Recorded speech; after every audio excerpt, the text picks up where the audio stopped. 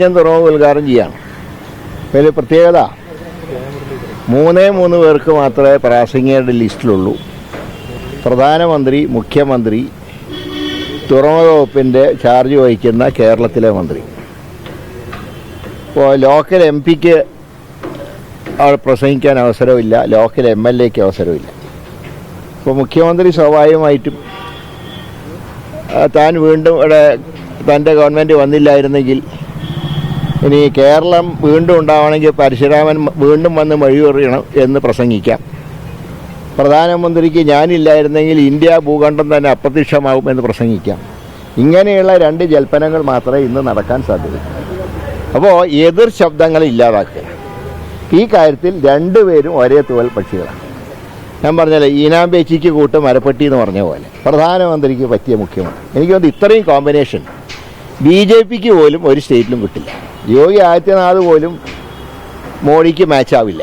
പക്ഷേ ഇവിടെ നല്ല മാച്ചാണ്. അപ്പോൾ ഇതുകൊണ്ടൊന്നും ഈ 2 പേർക്ക് ഇതിൻ്റെ ക്രെഡിറ്റ് കിട്ടാൻ പോകുന്നില്ല. അത് അടുത്ത തെരഞ്ഞെടുപ്പിൽ ഇതിൻ്റെ റിയാക്ഷൻ ജനങ്ങളുടെ ഭാഗത്തുണ്ട്. അതുപോലെ തന്നെ പുതിയ പാർട്ടികളുമൊക്കെ ആയിട്ട് ചർച്ച നടത്തുന്നൊക്കെ പറയുന്നു. അല്ല, അത് നിങ്ങൾ കാത്തിരുന്ന് കാണുക. എന്തായാലും അടുത്ത ഇലക്ഷനിൽ UDF-ൻ്റെ കൂടെ അൻവർ ഉണ്ടാവും. അതെങ്ങനെ ഏത് രീതിയിൽ എന്നുള്ളത് നിങ്ങൾക്ക് അതുവരെ നിങ്ങളുടെ സംശയം തോന്നുന്നു നിങ്ങൾക്ക് പറയാം. ഏതായാലും അൻവർ അടുത്ത ഇലക്ഷനിൽ UDF-ൻ്റെ കൂടെയുണ്ട്. അത് മാത്രം ഉറപ്പിച്ച് പറയാം. അടുത്ത local body election, Nilambur election, അതുപോലെ തന്നെ അടുത്ത നിയമസഭാ ഇലക്ഷൻ. നിലമ്പൂർ ഇലക്ഷൻ നടക്കുമെന്ന് അറിയില്ല. ഇപ്പം നടത്താതിരിക്കാനാണ് 2 കൂട്ടരും നോക്കുന്നത്. കാരണം ഇനിയിപ്പോൾ ഒരു MLA വന്നാൽ എത്ര കാലം പ്രവർത്തിക്കാൻ പറ്റും? 10 മാസം തേച്ച് കിട്ടില്ല. മാത്രമല്ല അടുത്ത മാസം തൊട്ട് മഴ തുടങ്ങുക, ജൂൺ മാസം തൊട്ട് മഴക്കാലം തുടങ്ങുക. അപ്പോൾ ഈ മാസം ഒരാഴ്ചയ്ക്കുള്ളിൽ പ്രഖ്യാപനം വന്നില്ലെങ്കിൽ അതിൻ്റെ അർത്ഥം ബൈ ഇലക്ഷന് സാധ്യതയില്ല. 2 പേർക്ക് അക്കാര്യത്തിൽ ഇലക്ഷൻ നടത്താൻ താല്പര്യമില്ല. കേന്ദ്രത്തിനാണെങ്കിൽ BJP-ക്ക് ഒട്ടും വോട്ടില്ലാത്തൊരു സ്ഥലമാണ്. മറച്ചു കൊടുത്താൽ പോലും അവർക്ക് രക്ഷയില്ല. CPM-നാണെങ്കിൽ ഒരു 10-25,000 വോട്ടിന് UDF ജയിച്ചാൽ പിന്നെ ഇപ്പോൾ പാദസേവ ചെയ്യുന്ന ഉദ്യോഗസ്ഥന്മാർ പോലും നാളെ മൈൻഡ് ചെയ്യാത്ത അവസ്ഥ വരും. അപ്പോൾ 2 കൂട്ടരുടെയും താല്പര്യം ഇലക്ഷൻ വേണ്ടാന്നാണ്. അതനുസരിച്ച് ഇപ്പോൾ കാശ്മീരിൻ്റെ കാര്യം പറയാമല്ലോ.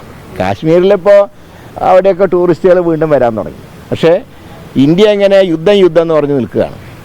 ഒരു കാര്യം പറയേണ്ടത്, യുദ്ധം ഉണ്ടായാൽ ഇന്ത്യ ഒറ്റക്കെട്ടായി നിൽക്കും. പക്ഷേ ആ പഹൽഗാമിൽ നമ്മൾ 26 സഹോദരങ്ങളെ കൊന്ന ഒരു തീവ്രവാദിയെപ്പോലും പിടിക്കാൻ ഈ സർക്കാരിന് കഴിഞ്ഞിട്ടില്ല.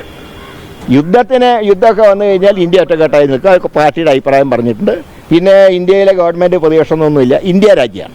പക്ഷേ അങ്ങനെ യുദ്ധം ഉണ്ടാവും എന്ന് പറയുമ്പോഴും 26 പേരെ കൊന്ന ഒരു തീവ്രവാദിയെപ്പോലും പിടിക്കാനോ വധിക്കാനോ കേന്ദ്ര സർക്കാരിന് കഴിഞ്ഞിട്ടില്ല. അത് നാളെ ചർച്ച ചെയ്യപ്പെടും. അതേപോലെ